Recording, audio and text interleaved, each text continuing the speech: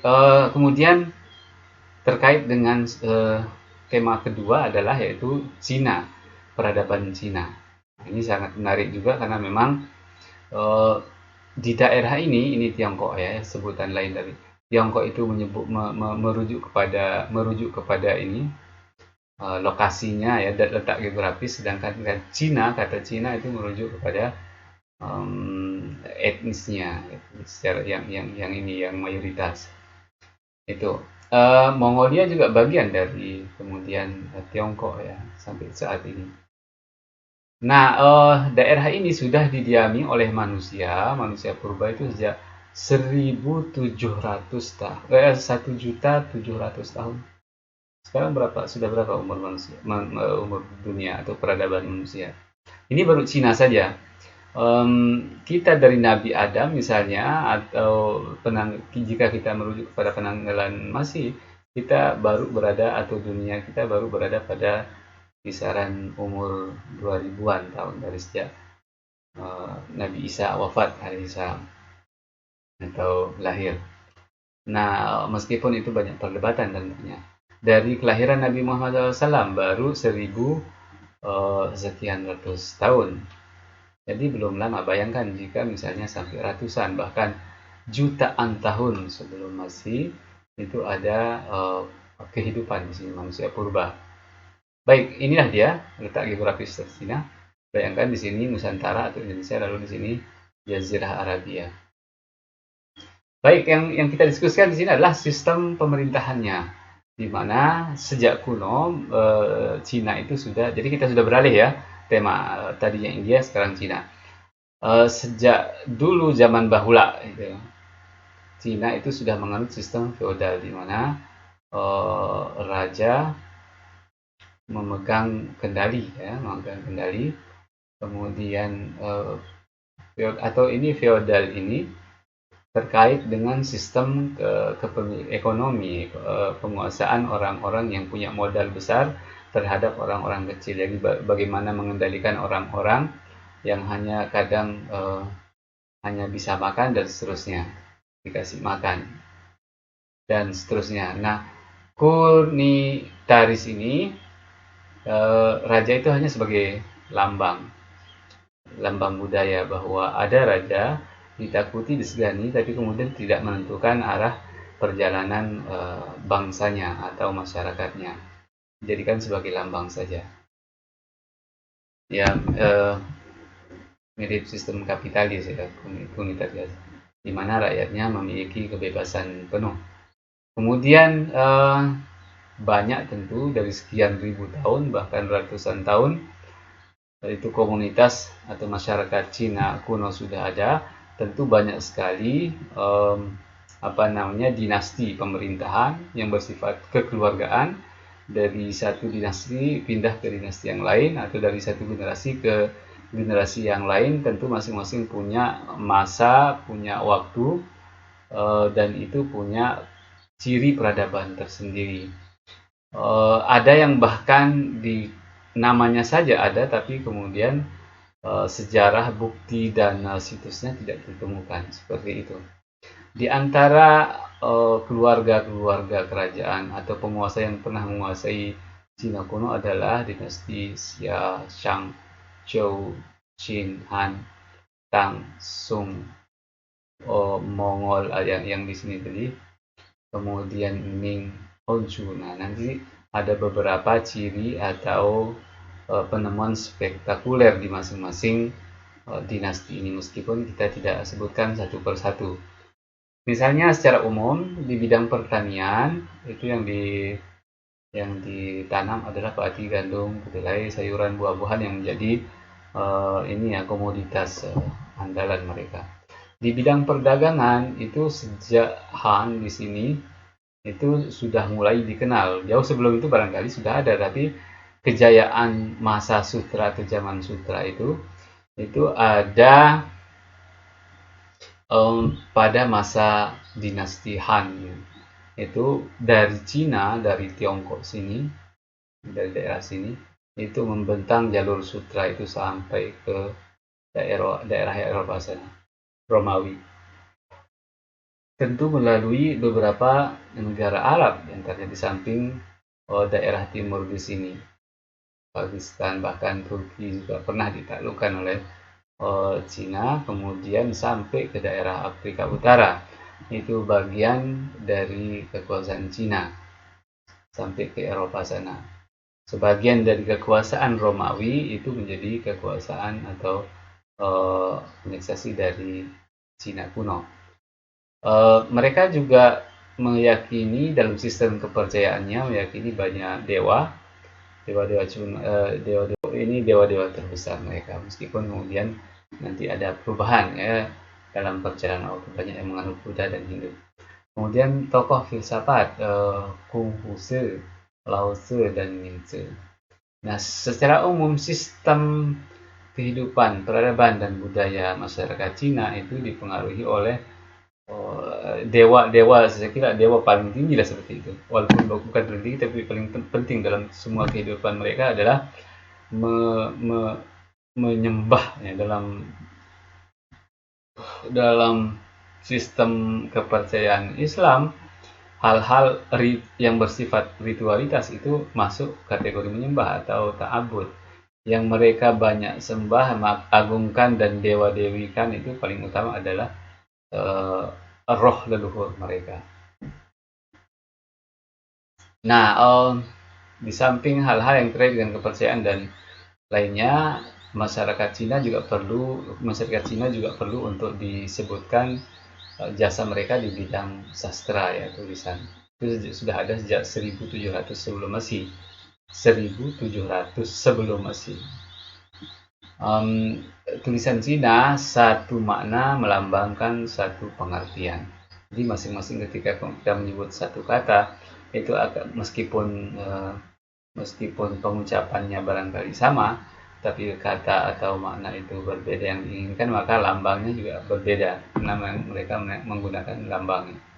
Hampir setiap kata berarti punya tulisan sendiri.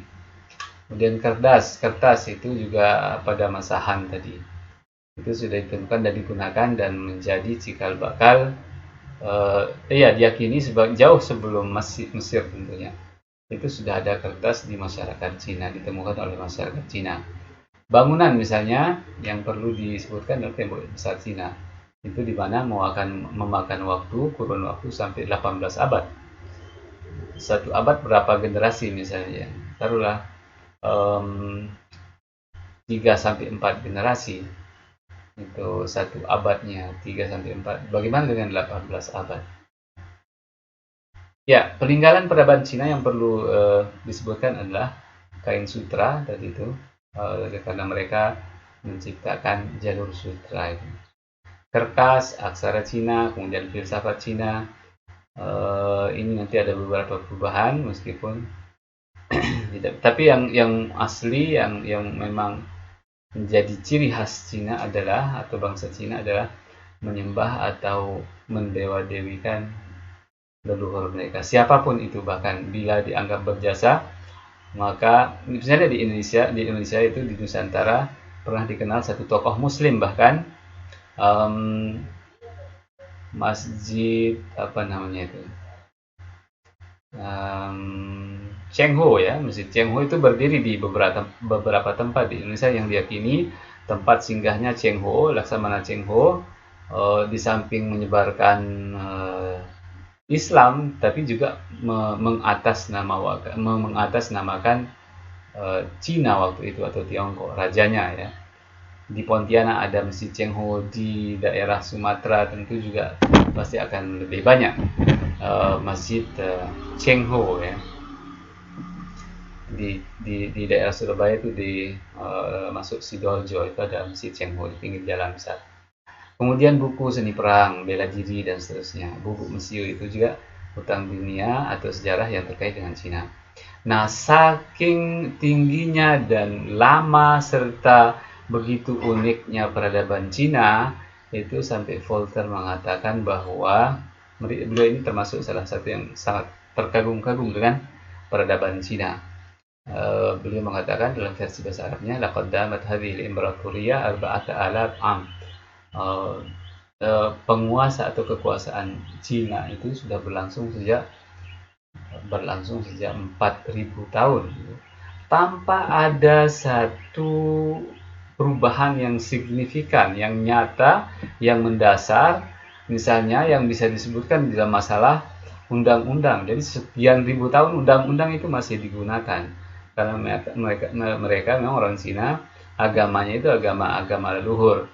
Nah, agama di sini terkait dengan undang-undang, adat istiadat dan sebagainya. Adat istiadat, bahasa, bahkan dalam berpakaian.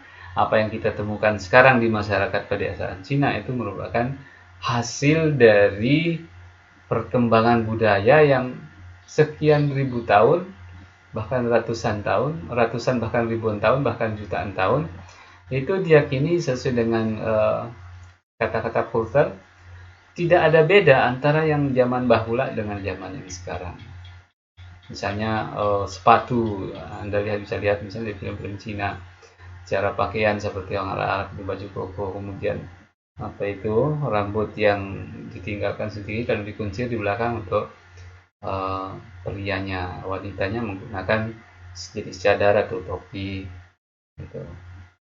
Tentu sesuai dengan kelas masing-masing atau strata sosial tentunya. Baik, itu dia tentang ini ya, tentang Cina. Ada beberapa pengakuan sejarawan sebenarnya terkait dengan Cina tentang yang menggambarkan tentang unik, kemudian orisinalitas, ketinggian peradaban, meskipun itu dikatakan sebagai zaman manusia purba ya, di daerah Tiongkok, dan begitu besar dan luas wilayahnya. Tentu banyak hal juga yang perlu dikritisi dari peradaban Cina. Tapi kalau dilihat dari aspek sejarah, maka sejarah itu adalah apa adanya. Maka kita hanya bisa mendeskripsikan bahwa inilah yang menjadi peradaban Cina kuno gitu. Nah, kemudian ini yang saya sebut dengan peradaban ya, peradaban Persia. Ini juga tentu ratusan dan ribuan tahun sebelumnya sudah ada pra-Islam, tapi nanti di akhir-akhir kekuasaan eksistensi kerajaan Persia itu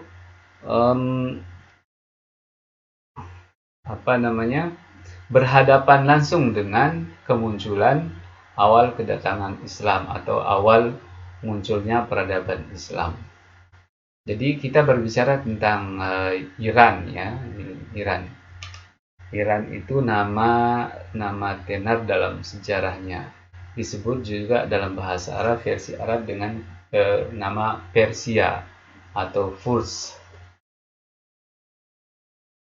Ini dia lokasi kekuasaan ya orang-orang Persia kuno. Jadi dari sini, dunia sini sampai timur, kemudian masuk Eropa. Ini juga mereka tentu berkuasa sampai sini, bahkan ke Afrika Utara di sini.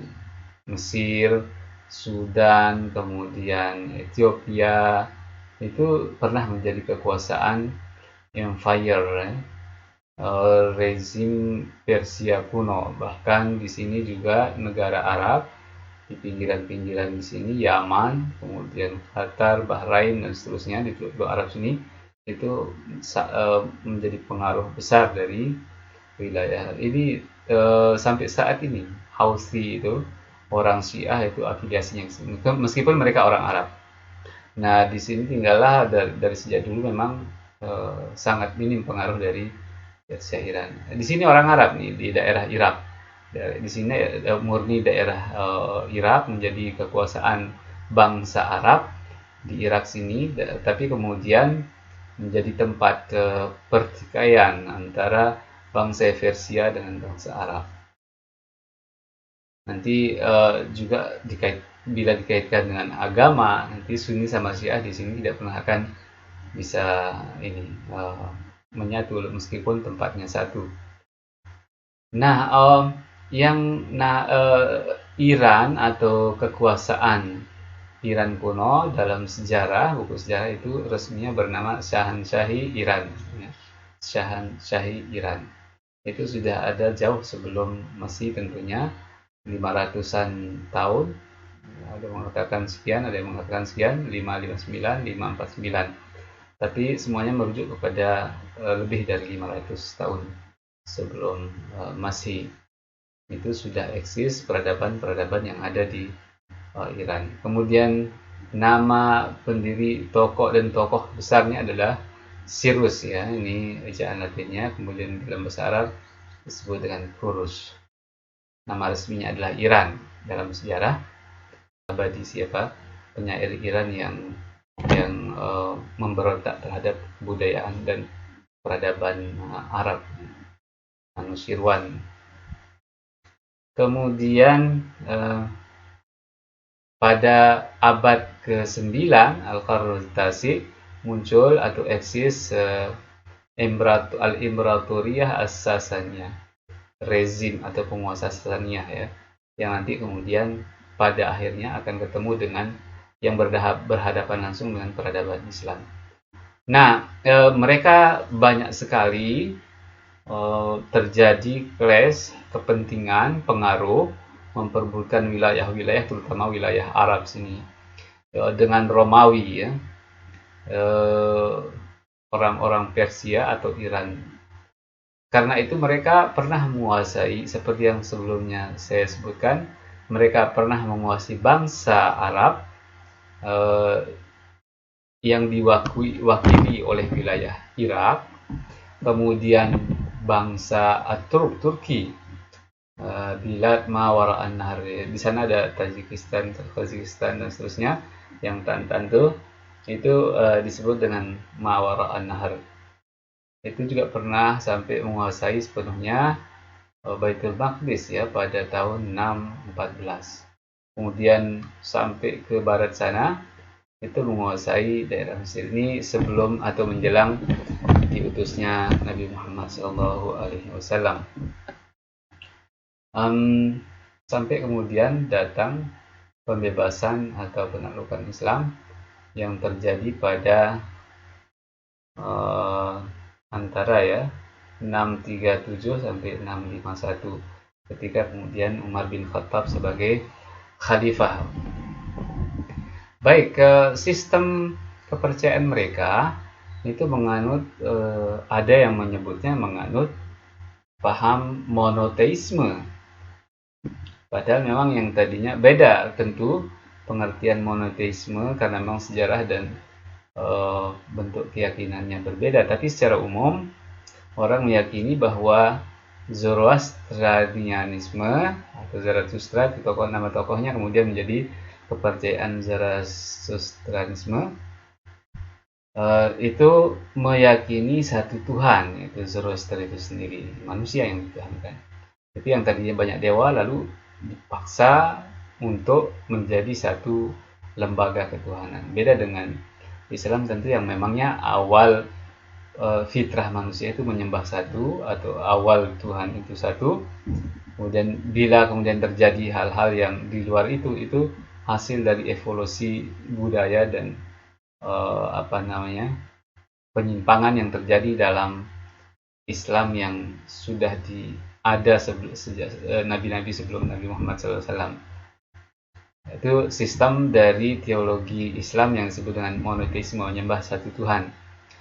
Itu dalam mereka ada kitab Avesta ya, kemudian sistem percayaan disebut dengan Ahura Mazda.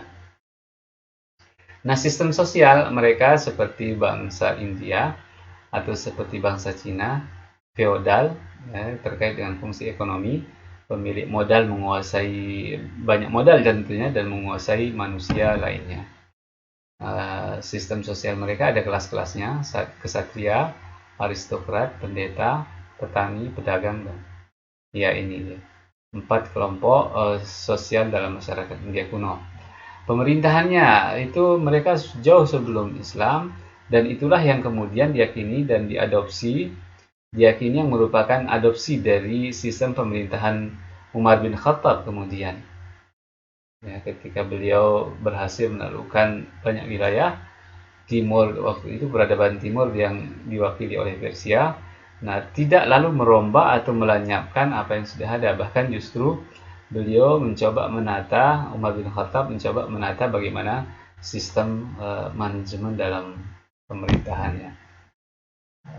dalam bidang perdagangan, orang-orang Persia kuno ketika menaklukkan atau berhasil mengalahkan satu wilayah, menganeksasinya, itu tidak langsung dijadikan orang-orang itu sebagai taklukan atau jajahan langsung seperti apa adanya makna dari kata jajahan, tapi mereka menjadikan wilayah-wilayah itu sebagai basis perdagangan, ya, ekonomi, membangun ekonomi.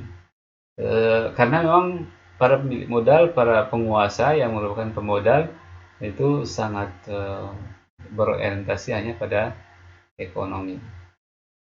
Meskipun tidak seindah yang kita dengarkan terkait itu, karena memang sistem sosial masyarakat di Persia kuno bahkan sampai kedatangan Islam menjadi salah satu sebab runtuhnya mereka adalah penindasan yang terjadi kepada kaum rakyat biasa. Misalnya pajak saja itu sampai 20% minimal diambil dari para petani, para perajin, bahkan lembaga agama juga diambil, ya, pajaknya. Nah, itu salah satu dari keruntuhan yang kita sebutkan tadi, salah satu penyebab keruntuhan dari Persia Iran. Bisa kita sebutkan yang memang terkait langsung atau tidak langsung adalah setelah gagal, ya, sekian tahun kemudian, ratusan tahun, invasi ke Xerxes, ya, daerah Yunani pada tahun sekian 480 sebelum Masehi. Pajak yang begitu tinggi yang menggerogoti sistem sosial mereka, menindas orang-orang rakyat biasa, kemudian pemerintah yang korup, hidup dalam sistem hedonis, apapun terkait dengan kenikmatan itu mereka dapatkan, ya. Itulah kemudian pada akhirnya penaklukan atau ekspansi yang dilakukan oleh Alexander Agung. Itu kalau iya seperti yang disebutkan dalam surah Al-Kahfi tentang Zulkarnain, itu terakhir pada 330 sebelum Masehi. Jadi saya kira itu tiga peradaban ini bisa mewakili dunia timur pra Islam, ya, kemunculan peradaban Islam, baik yang tidak terkait langsung secara langsung misalnya Cina, tapi dalam banyak hal misalnya Cina sudah banyak sekali. Saya kira pernyataan tentang tidak terkait langsung di sini juga masih perlu diperdebatkan, ya, karena memang banyak hal kosakata, kata-kata mutiara dan seterusnya, misalnya utlubul ilma walau bisin dalam versi bahasa Arab, itu sudah dikenal dalam budaya Arab kuno, dan seterusnya. Ada juga yang terkait langsung seperti Persia, kemudian India juga karena letak geografis India yang begitu dekat dengan daerah Arab, juga Persia itu kemunculan Islam atau awal Islam sudah ada interaksi langsung dengan budaya-budaya itu. Saya kira nanti kita akan juga berbicara tentang budaya pra-Islam untuk daerah dunia yang mewakili dunia barat, ya, seperti apa. Insya Allah ketemu di lain kesempatan. Hada arakum ala khair wa naltaqi insya Allah fi muhadaratin ukhra. Wassalamualaikum warahmatullahi wabarakatuh.